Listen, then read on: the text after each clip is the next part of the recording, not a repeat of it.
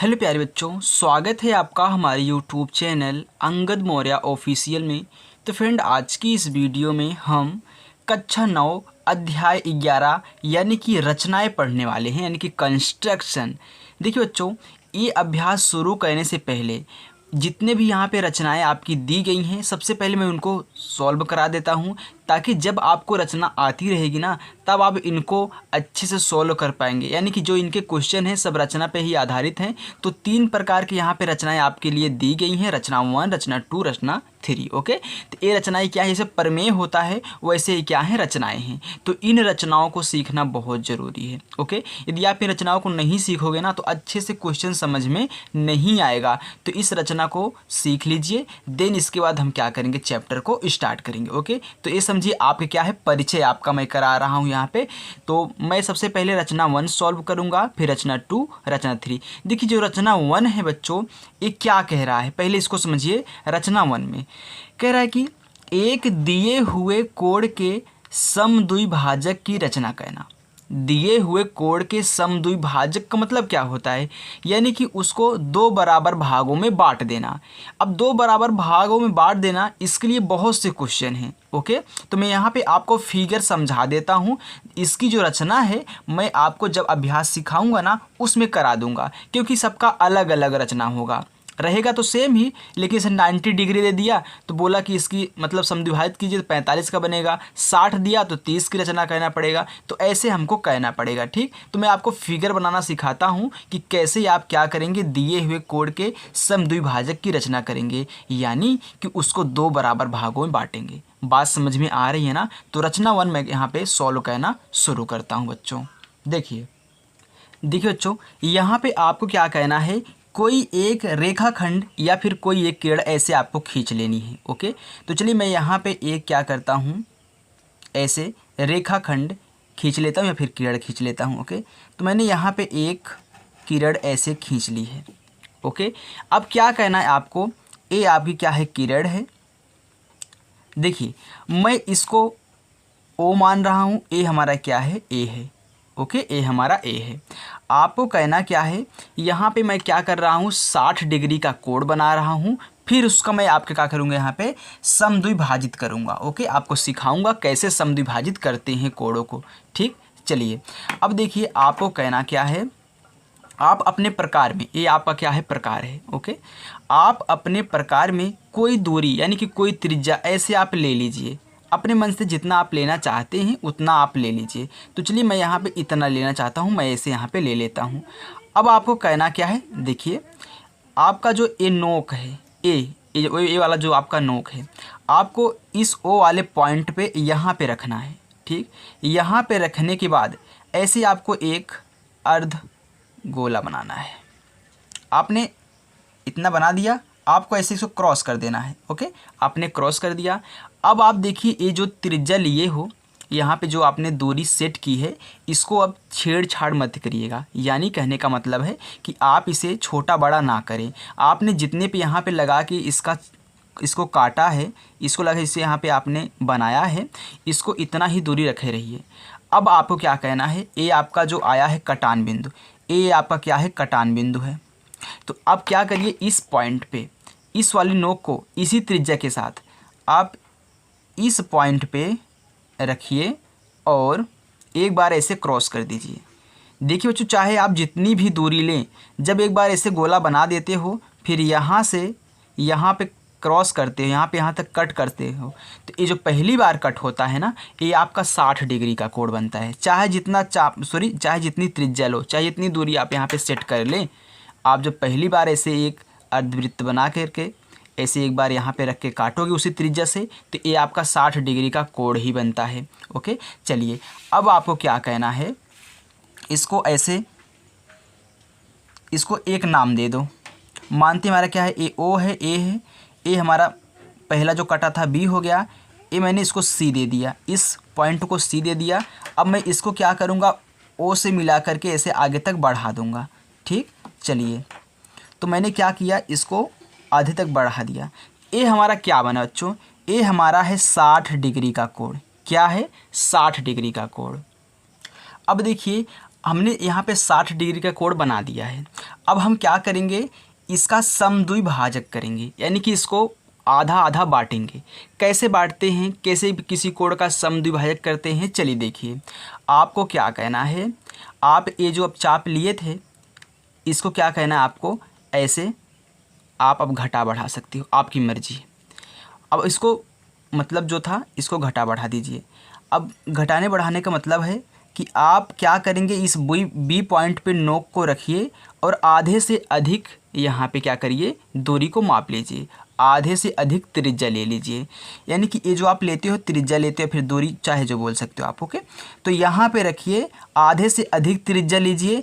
तो देखिए आधा इसका कौन सा आधा होगा, इसका आधा यहाँ पे होगा ना, तो आधे से अधिक यानी कि यहाँ तक आपको लेना है, इसी को बोलते हैं आधे से अधिक।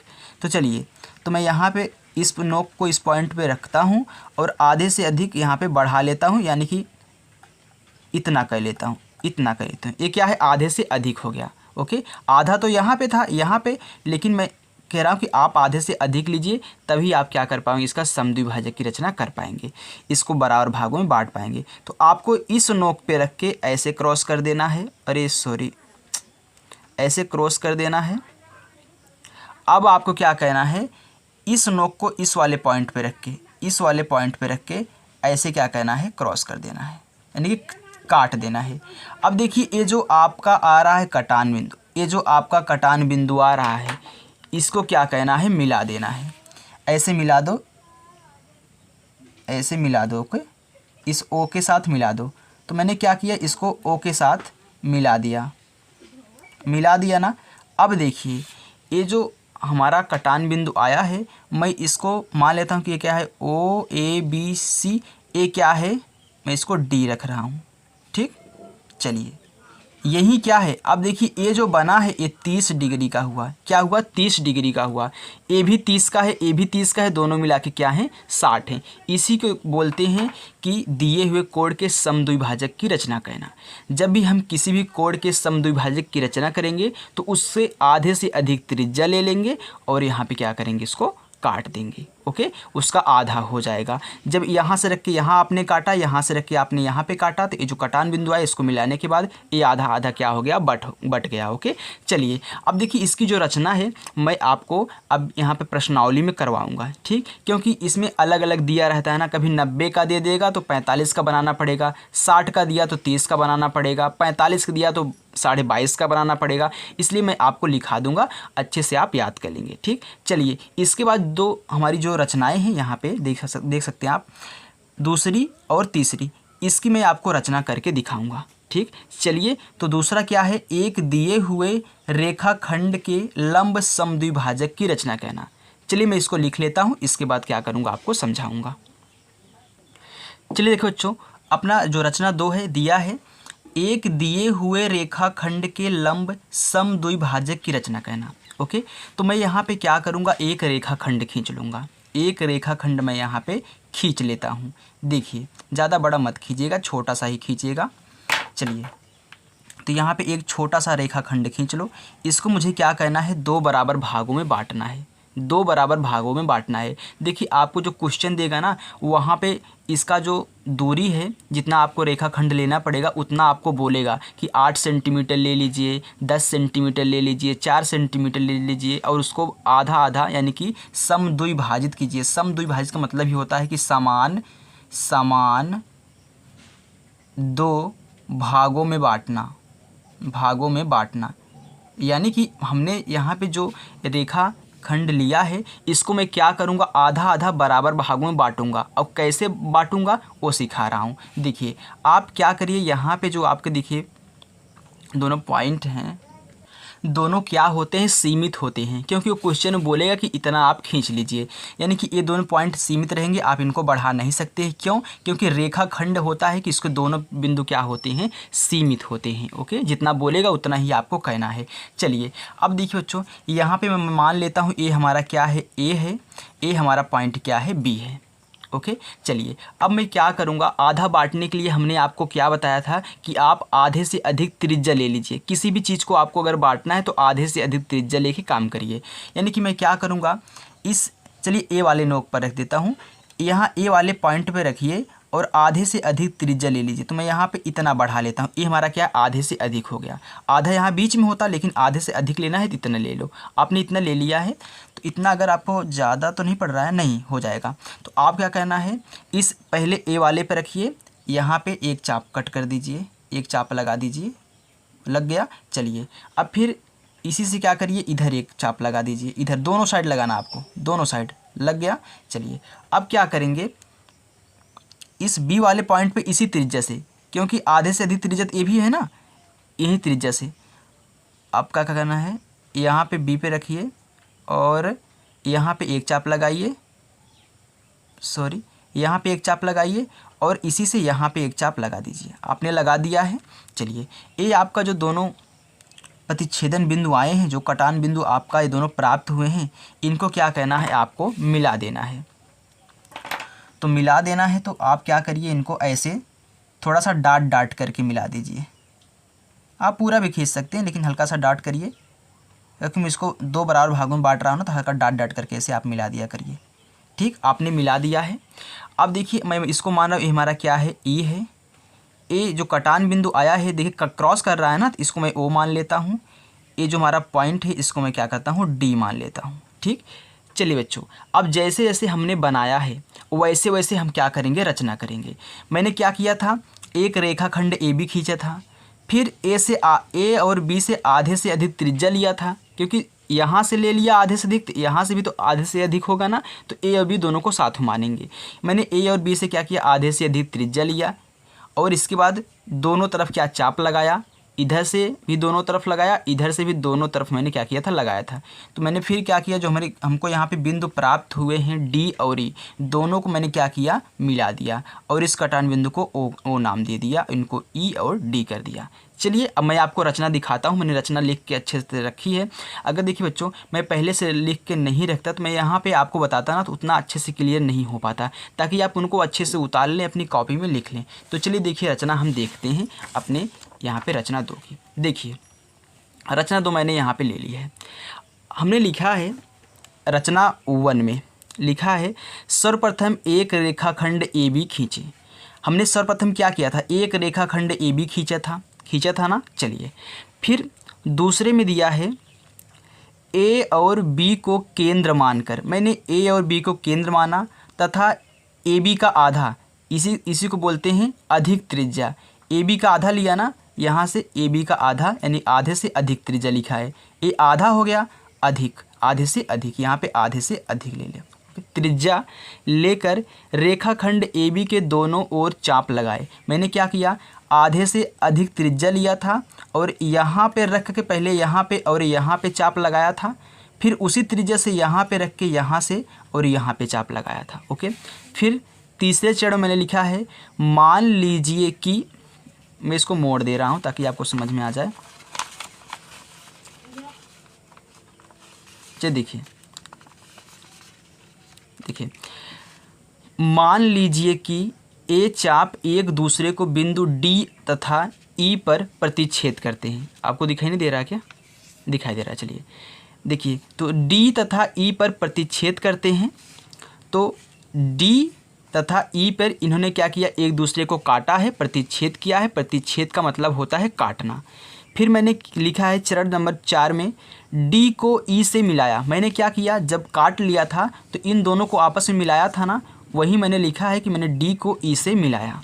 फिर देखिए आगे चरण 5 में, मान लीजिए डी ई ए बी को, मान लीजिए कि जो डी ई है ए बी को, डी ई है ए बी को बिंदु ओ पर प्रतिच्छेद करती है। अब प्रतिच्छेद का मतलब अगर आपको समझ में नहीं आ रहा है, इसका मतलब होता है काटना, यानी कि काटती है। ओके, प्रतिच्छेद करती है। तब रेखा डी ए बी का अभीष्ट लंब समद्विभाजक है, यानी कि डी जो है ए बी का क्या है, अभीष्ट लंब समद्विभाजक है। यानी कि इसका क्या है, इसको आधे आधे बराबर भागों में बांट रहा है ना, इसी का क्या है, लंब समद्विभाजक है डी ई। ओके भाई, आपको समझ में आ गया। चलिए अब देखिए यहाँ पे मैं पूरा फुल स्क्रीन में कर देता हूँ, आप इनका स्क्रीनशॉट ले लीजिएगा और अच्छे से अपने कॉपी में नोट कर लीजिएगा, क्योंकि मैंने मेहनत से लिखा है तो आप भी लिख लीजिएगा। चलिए देखिए, हो गया। चले अब हम अपने रचना नंबर 3 की तरफ चलिए। चलो बच्चों, अब देखिए रचना नंबर 3 क्या है। एक दी गई किरण के प्रारंभिक बिंदु पर 60 अंश के कोण की रचना कहना। यानी कि मुझे एक किरण दी गई है, उसके प्रारंभिक बिंदु पर जहाँ से शुरुआत हुई है उसके प्रारंभिक बिंदु पर 60 अंश के कोण की रचना कहना, यानी कि 60 अंश का कोण बनाना है, फिर उसकी रचना कहनी है कि मैंने कैसे कैसे बनाया है। चलिए मैं इसको लिख लेता हूँ, दिन इसके बाद आपको बताऊँगा। ओके, जो आपको कहना क्या है, आप यहाँ पे एक बार इसको फिर से पढ़ लीजिए। एक दी गई किरण के प्रारंभिक बिंदु पर 60 अंश के कोण की रचना करना। तो एक किरण मैं यहाँ पे खींच रहा हूँ, एक किरण मैं यहाँ पे खींच रहा हूँ, कोई किरण आप ले लीजिए। यहाँ पे मैं एक किरण खींच रहा हूँ। ओके, ये हमारी किरण हो गई। तो किरण का जो होता है एक पॉइंट सीमित होता है, यहाँ पे यहीं से शुरुआत होती है किरण। इसको आप बढ़ा सकते हो लेकिन इधर आप नहीं बढ़ा सकते हो। ओके, चलिए तो कह रहे हैं इसके प्रारंभिक बिंदु, मानते हैं जो हमारा प्रारंभिक बिंदु है इस किरण का क्या है, ओ है, यहीं से शुरुआत हुई है और यहाँ जा रही है, तो इसको मैं ए मान लेता हूँ। ओके, चलिए अब आपको क्या कहना है, जैसे मैंने अभी आपको 60 डिग्री का कोण बनाया था ना, वैसे आपको 60 डिग्री का कोण बनाना है, पहले वाले में जैसे मैंने आपको बना के सिखाया था। चलिए तो आप क्या करोगे, अपने चाप में कोई एक दूरी सेट कर लोगे ऐसे। फिर इसके बाद आपको क्या कहना है, यहाँ पे नोक पे रख करके, यानी कि प्रारंभिक बिंदु यहीं पे रख करके, यहीं पे बोला है, आपको क्या कहना है, चाप लगा देनी है। तो ऐसे आप क्या करेंगे, इसको ऐसे काट देंगे। ओके, चलिए अब देखिए ये जो आपका कटान बिंदु यहाँ पे आया है, इसको आप मान लीजिए हमारा क्या है, बी है।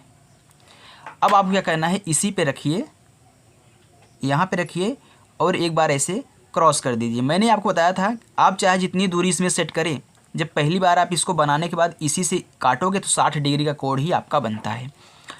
तो ये आपका जो पॉइंट आया है, इस पॉइंट का नाम आप दे दो सी। चलिए इसको मिला दो ऐसे, यही हमारा क्या हो जाएगा, 60 डिग्री का कोण हो जाएगा। चलिए मैंने इसको क्या किया, इसे मिला दिया, यही हमारा क्या है, 60 डिग्री का कोण है। अब जैसे जैसे हमने बनाया है वैसे वैसे रचना करूँगा। देखिए रचना करने में कुछ नहीं रखा है, जैसे जैसे आप काम किए हो वैसे वैसे लिख दो अपनी भाषा में, बस यही आपकी रचना हो जाती है। चलिए मैंने यहाँ पे रचना लिख के रखी है, आप रचना देख सकते हैं। देखिए बच्चों, यहाँ पे ध्यान दीजिए, रचना दिया है, रचना के चरण, रचना 3 है ना, तो चरण 1 मैंने लिखा है कि सर्वप्रथम एक रेखाखंड OA खींचे। सर्वप्रथम मैंने क्या किया था, एक रेखाखंड खींचा था, या फिर एक किरण दिया है तो आप यहाँ पे किरण भी लिख सकते हो, किरण भी लिख लेना। किरण मैंने क्या किया, OA खींचा, OA खींचा ना। चलिए फिर इसके मैंने क्या किया, चरण 2 में O को केंद्र मानकर, मैंने O को केंद्र माना, क्योंकि मैं अगर यहाँ पे एक सर्कल बना रहा हूँ, अगर मैं इसको पूरा मिला दूंगा तो हमारा केंद्र ही होगा ना, इसलिए बोलता है कि O को केंद्र मानकर, इसका केंद्र होगा इस गोले का ना, यही मैंने रखा है, इसे बनाया है। तो O को केंद्र मानकर कुछ त्रिज्या लेकर, मैंने अपने प्रकार में क्या किया था, कोई दूरी सेट कर लिया था, कोई त्रिज्या सेट कर ली थी। एक चाप लगाइए, तो मैंने यहाँ पे रख करके एक चाप लगा दिया। फिर माना चाप OA को बिंदु B पर प्रतिच्छेद करती है। यहाँ पे जब मैंने काटा था तो जो OA था, किरण OA था, उसको ये क्या कर रहा था, बिंदु B पर प्रतिच्छेद कर रहा है ना, यानी कि काट रहा है। वहीं कह रहा है कि माना चाप जो आपने लगाया है OA को बिंदु B पर प्रतिच्छेद करती है, OA को बिंदु B पर प्रतिच्छेद करती है, यानी कि काटती है। फिर मैंने क्या किया, चरण नंबर 3 में B को केंद्र मानकर उसी त्रिज्या से, मैंने क्या किया था, इसी वाली त्रिज्या से, फिर यहाँ पे रख के इस पे काटा था ना, वहीं बोल रहा है कि B को केंद्र मानकर उसी त्रिज्या से जो पहले ली गई थी, यानी कि जो हमने पहले लिया था, जो पहले चाप लगाया था, उसी त्रिज्या से एक चाप खींचिए। एक चाप मैंने खींचा था, जो चरण 1 में खींचे गए चाप को, जो चरण 1 में, मैंने चरण 1 में यही किया था ना, तो चरण 1 में खींचे गए चाप को, या फिर हमने चरण 2 में किया है ना, नहीं चरण 2 में किया था, तो यहाँ पे लिख लेना चरण 2 में, चरण 2 में लिख लेना। तो चरण 2 में, क्योंकि ए वाला काम पहले चरण 1 में ए वाला काम हुआ था, चरण 2 में ए वाला काम हुआ था, तो चरण 2 में खींचे गए चाप को बिंदु C पर क्या करता है, प्रतिच्छेद करता है, बिंदु C पर प्रतिच्छेद करता है। फिर चौथे चरण में आपको लिखना है ओ सी से जाने वाली एक किरण खींचिए। ओ सी से जाने वाली मैंने क्या किया, यहाँ पे एक किरण खींच दिया। ये क्या है, किरण है वो ओ सी। तब कोण बी ओ सी ही 160 डिग्री सॉरी कितना है, 160 डिग्री का अभीष्ट कोण है। तो बी ओ सी, तो चाहे आप बी ओ सी बोलिए या फिर आप ए ओ सी बोलिए, ए आपका क्या है 60 डिग्री का कोण है। तो अगर आप यहाँ पे ए ओ सी लिखना चाहते हैं तो आप यहाँ पे ए ओ सी लिख लीजिए, आपको बेटर लगेगा। बी ओ सी आप कंफ्यूज हो जाओगे, तो यहाँ पे आप लिखना ए ओ सी, ए इसको ऐड कर लेना यहाँ पे, ठीक है। तो एक बार मैं आपको दिखा देता हूँ, क्योंकि बच्चों रचना अपने भाषा में करनी है, अपनी भाषा में कर सकते हैं, ठीक। एक बार इसका आप क्या करिए, स्क्रीनशॉट ले लीजिए ताकि आप अच्छे से लिख पाएँ। ले लीजिए स्क्रीनशॉट। तो शायद आपने स्क्रीनशॉट ले लिया होगा। तो चलिए बच्चों, यहाँ पे मैंने क्या क्या देखा, मैंने यहाँ पे चरण 1 चरण 2 यानी कि रचना 1 रचना 2 रचना 3 सभी को सॉल्व कर लिया। देखिए जब हम क्वेश्चन को सॉल्व करेंगे ना तब आपको इसका महत्व समझ में आएगा, तो आप इसको रट लीजिए, क्योंकि ऐसे ही रचना करनी है, सेम ऐसे ही करनी है, बस अंक चेंज रहेगा। ओके, तो हमें आशा है कि बच्चों हमारी ये वीडियो आपको पसंद आई होगी। बच्चों यदि आपको वीडियो पसंद आई हो तो प्लीज़ वीडियो को लाइक करना, और चैनल पर नए हो तो चैनल को सब्सक्राइब कर लेना, ताकि जब हम इसका अभ्यास चालू करें, क्योंकि कल ही आपको डाल दूंगा वीडियो। ओके, कल से वीडियो ये चैप्टर वाइज पढ़ना चालू हो जाएंगी इसकी 11.1 की। ओके, चलिए मिलते हैं नेक्स्ट अगली वीडियो के साथ, तब तक के लिए दोस्तों बाय।